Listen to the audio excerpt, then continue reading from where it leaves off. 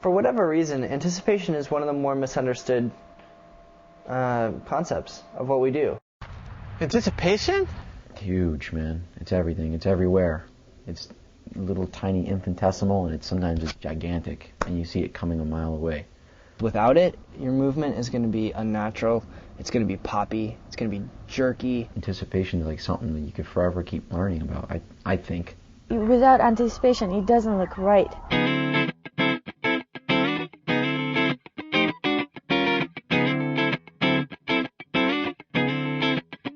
Anticipation is a lot of different things.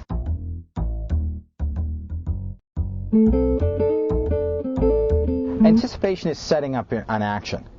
It's sort of like the storing and releasing of energy, the squashing and the stretching. Anticipation is giving weight and a feeling of momentum or inertia to your character. Probably one of the best ways to start examining the idea of anticipation is to start with the basic principle of squash and stretch. Squash and stretch is easily one of the most important principles because it is so fundamental to everything that we animate. It's fundamental to the way that we walk and the way that we move. It's fundamental to the way that you animate inanimate objects. Just one of the most basic ways you can give life to a character is through squash and stretch.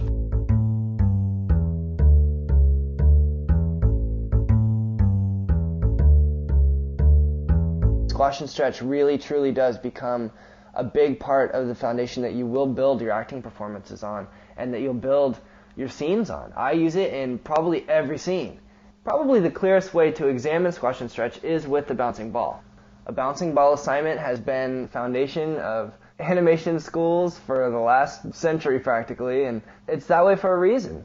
You can learn so much from animating a bouncing ball or animating different bouncing balls with different weights and made of different materials. And that will teach you so much that you will always be applying to walk cycles, you'll be applying it to an acting performance, to anything. And the basic idea is if you've got a ball, a rubber ball, let's say, and I throw that ball up into the air, on the way up, if I've thrown it with enough velocity, it's going to maybe start to stretch a little bit because it's going so fast. And then once it reaches the apex, the very top of that arc, it's going to kind of squash up because the top part of that ball is going to start to slow down a little bit before the bottom part of that ball. And so as the top part starts to slow down, the bottom part is still going up, and that creates a squash, like that.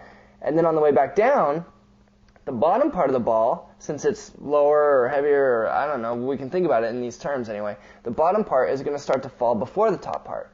And slowly over time, that's going to lead into more of a stretched shape, right? And as it's coming down, its most stretched moment will be the frame just as it's touching the ground, just as it barely touches. And as soon as it hits, bam! It's going to squash, right? And the reason it's squashing is because the bottom part of that ball has hit the ground, but the top part of that ball is still rocketing downward, right? It's still falling. It hasn't hit anything yet. So it's going to want to compress down, and then if it's going to bounce back up, the bottom part's got nowhere to go. It can't move because it's stuck on the ground because the top part is squishing down on it. So the top part is going to bounce back up before the bottom part, creating another stretch.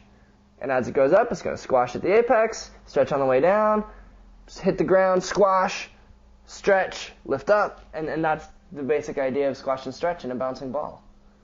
Now, are there times when you wouldn't want to use squash and stretch? Sure. It depends completely on the material and the weight and what you're going for. If you're going to be dropping a bowling ball onto the ground, for example, in a scene, you probably wouldn't want it to squash and stretch at all because you want that bowling ball to look very solid and very heavy. If you're doing, let's say the opposite of that is a ping pong ball, where it's very light, you're still probably not going to squash and stretch a ping pong ball too much. If you do, it would be very slight. But you probably, if you want it to look like a ping pong ball, you're going to probably not have it be very squishy. Conversely, if you throw a water balloon and you want a water balloon kind of bouncing and sloshing around, you're going to be using squash and stretch like nobody's business. The material really can decide how much squash and stretch you're going to use. I mean, you have to know a rule before you can break it intentionally.